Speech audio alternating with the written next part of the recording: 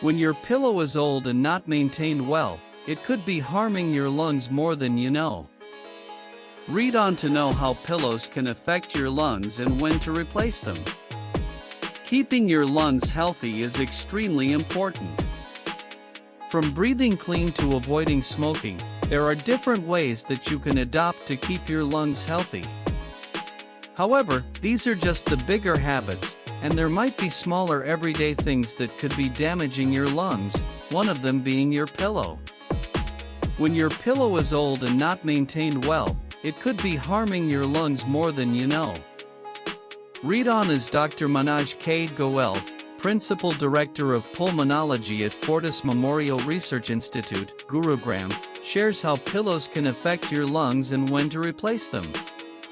Old or poorly maintained pillows can harm respiratory health by harboring allergens, dust mites, mold, and fungi that can trigger or exacerbate lung conditions such as asthma and hypersensitivity pneumonitis.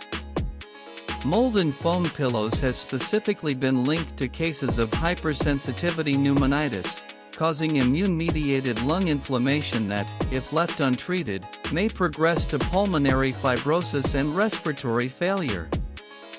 Dr. Goel says that symptoms such as sniffling, sneezing, itchy or watery eyes after waking and persistent cough may indicate the need to replace your pillow.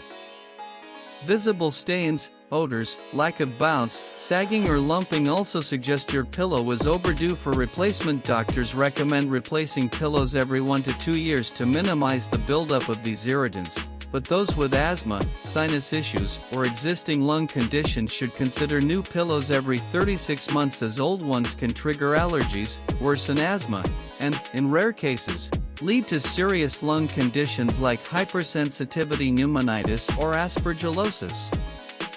Disclaimer: tips and suggestions mentioned in the article are for general information purposes only and should not be construed as professional medical advice.